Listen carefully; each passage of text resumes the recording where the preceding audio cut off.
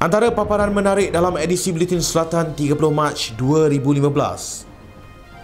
Orang ramai beri penghormatan terakhir kepada Lee Kuan Yew.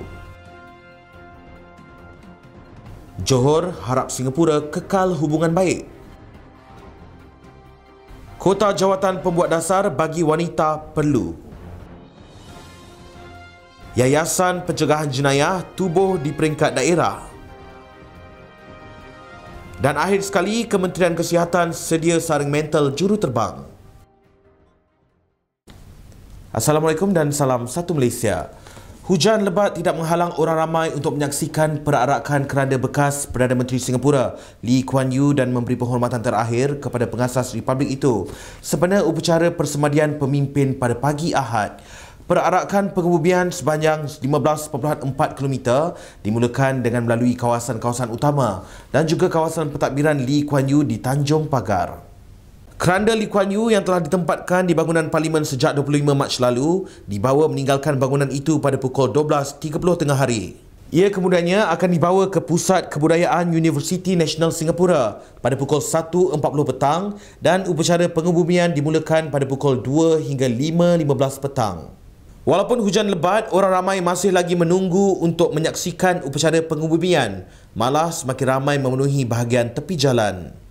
Bangunan-bangunan berdekatan serta bahagian bawah landasan MRT turut dipenuhi orang ramai untuk berlindung daripada hujan lebat.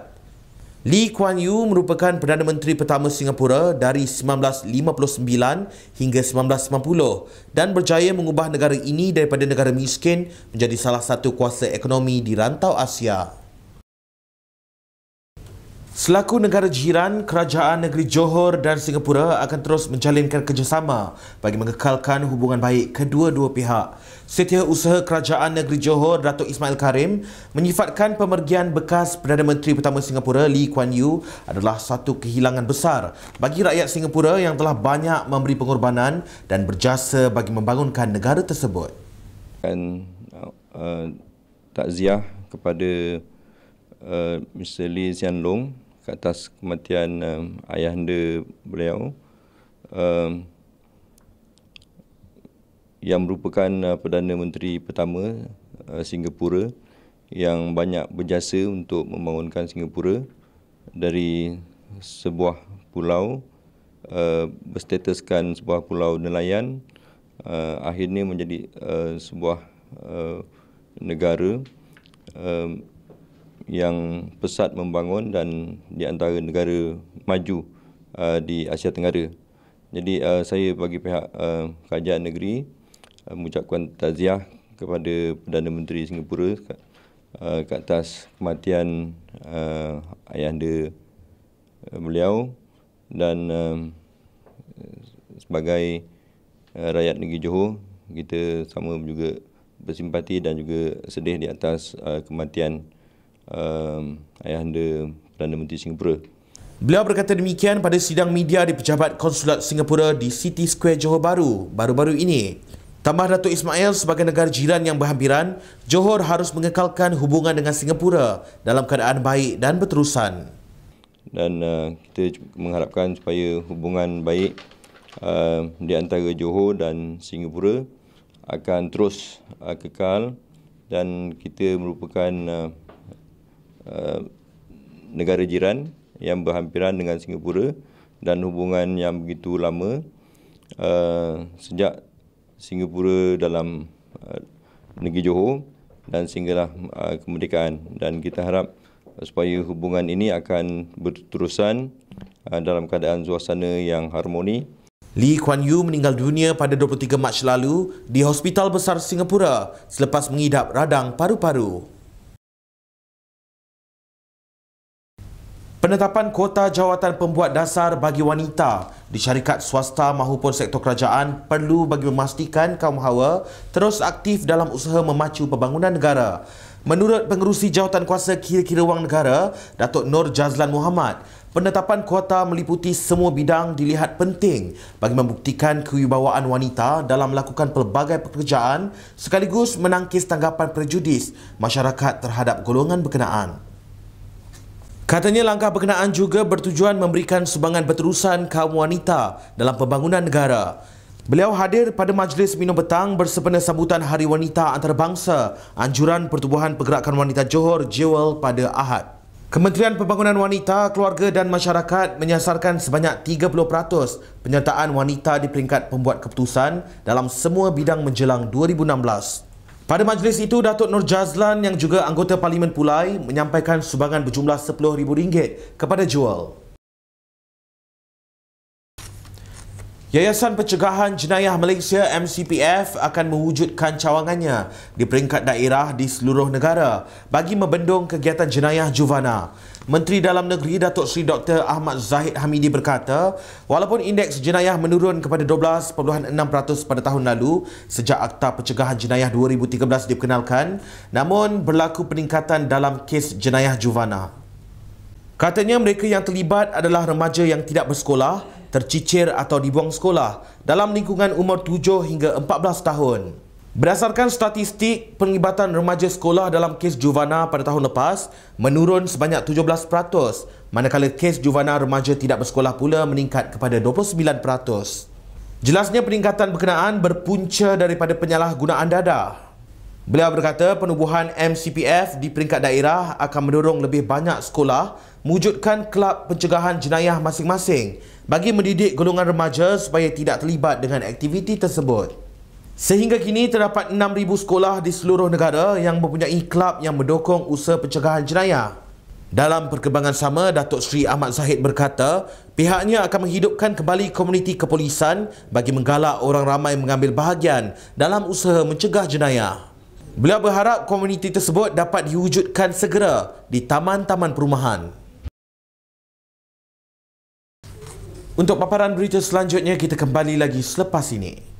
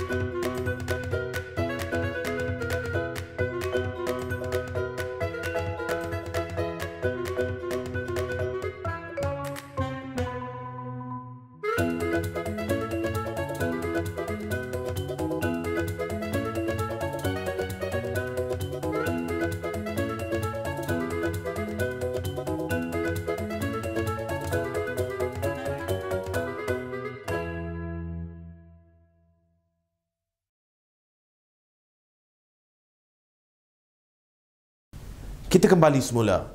Kementerian Kesihatan sedia memberi kerjasama untuk mengadakan ujian mental terhadap juruterbang di negara ini. Menurut Timbalan Menteri Kesihatan, Datuk Seri Dr. Hilmi Yahya, pemeriksaan berkenaan adalah penting bagi memastikan juruterbang berada pada tahap pemikiran baik serta tidak mengalami gangguan emosi untuk bertugas. Bagaimanapun, katanya inisiatif tersebut harus dilakukan syarikat penerbangan dan pihak kementerian bersedia memberi kerjasama.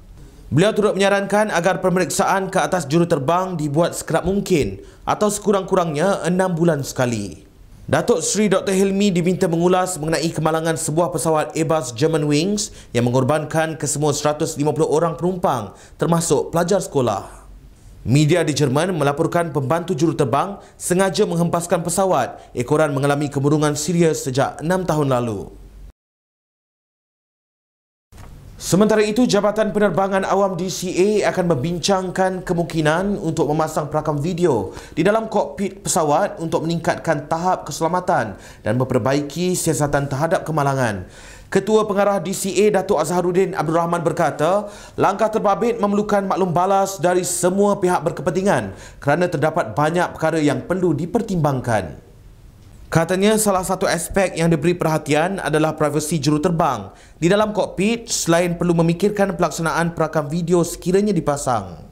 Jelasnya perbincangan akan dilakukan tetapi tidak memutuskan sebarang langkah kerana Pertubuhan Penerbangan Awam Antarabangsa tiada mandat mengenainya.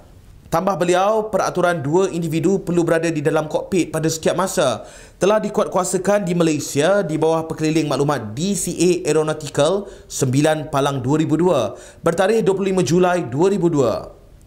Bagaimanapun, pandangan pakar kanan Institut Teknologi Penerbangan Malaysia, Universiti Kuala Lumpur, Ahmad Maulan Badai berkata, rakaman video di kokpit akan mengganggu privasi juruterbang dan tidak akan meningkatkan tahap keselamatan. Katanya, perlu ada penilaian psikologi tetap juruterbang dan bukannya menyerahkan kepada juruterbang untuk mengisytiharkan secara sukarela sama ada mereka disahkan mengidap penyakit mental. Malaysia sedang mengorak langkah untuk menjadi hub teknologi hijau di rantau ASEAN menerusi pelaksanaan dasar teknologi hijau negara yang holistik dan berterusan. Timbalan Menteri Tenaga, Teknologi Hijau dan Air, Datuk Seri Mahathir Khalid berkata, kerajaan kini di landasan perancangan yang betul bagi pembangunan lestari dan kemajuan teknologi hijau. Katanya menurut laporan dui tahunan Indeks Prestasi Alam Sekitar EPI 2014 yang dihasilkan Yale University menunjukkan Malaysia menduduki tangga ke-51 daripada 178 buah negara. Jelasnya EPI berkenaan mengukur kedudukan negara-negara dunia dalam pelaksanaan dasar berkaitan isu alam sekitar yang berfokus kepada perlindungan kesihatan manusia daripada bahaya alam sekitar dan perlindungan ekosistem. Beliau turut menyatakan di peringkat ASEAN, Malaysia di tangga ketiga selepas Singapura dan Brunei. Katanya kementerian sedang membuat perancangan pelaksanaan program dan projek yang menumpukan peningkatan sumbangan teknologi hijau kepada ekonomi, sosial dan alam sekitar di bawah rancangan Malaysia ke-11 RMK11. Di samping itu, katanya, kementerian juga mengadakan kolaborasi dengan beberapa negara seperti Korea Selatan dan Kemboja bagi mempelopori bidang teknologi hijau yang akan menyumbang kepada pembangunan hijau di rantau ini. Beliau turut menjelaskan sasaran hub teknologi hijau ASEAN itu akan mengambil masa dan perlu dilaksana secara berperingkat kerana bidang teknologi hijau masih baru di negara ini. Sekian untuk paparan edisi Buletin Selatan hari ini. Terus mengikuti perkembangan berita kami di www.tvselatan.com.my dan jangan lupa untuk #kawan awak. Salam takzim.